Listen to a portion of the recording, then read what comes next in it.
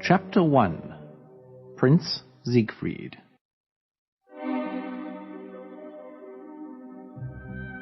Once upon a time, in a faraway land, there lived a prince.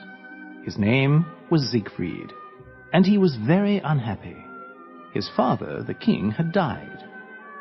And since then, everyone in the palace had forgotten how to smile.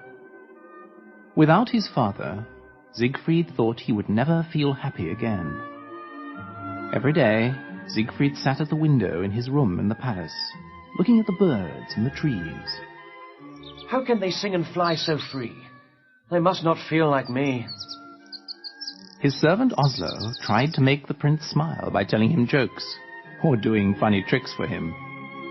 But the prince would not smile.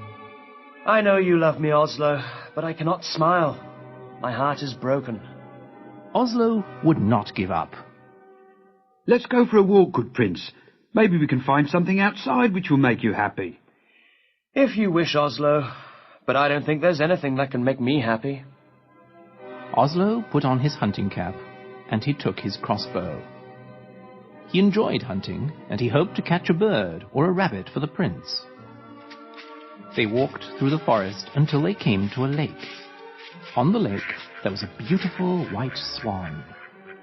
It had a gold crown on its head that only princesses wear. The swan swam towards the prince and looked into his eyes. The swan's eyes were so sad that Prince Siegfried felt sorry for it. Here is a creature which feels worse than I do. But why do you have that crown on your head?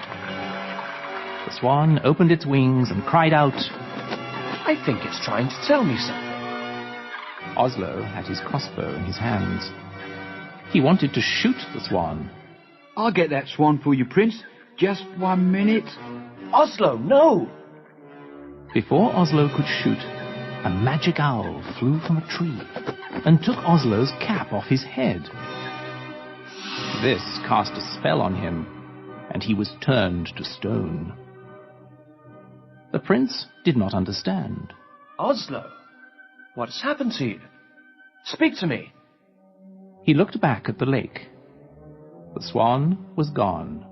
Everything I do goes wrong. This must have happened because of me. The prince returned to the palace sadder than before, thinking to himself, If only Oslo were here. There is nothing good in my life anymore. Siegfried's mother came to see him that night. She had something important to say. Siegfried, soon you will be 18 years old. You must take your father's place as king.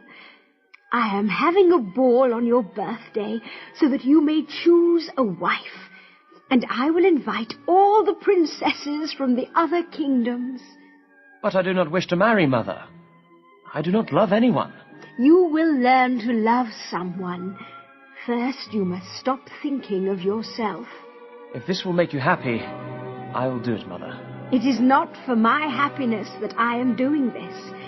It is for yours and all the other people in this land. You see, love is more powerful than we know. Without it, you will not be a great king. His mother left him. He sat at the window thinking of what she had said.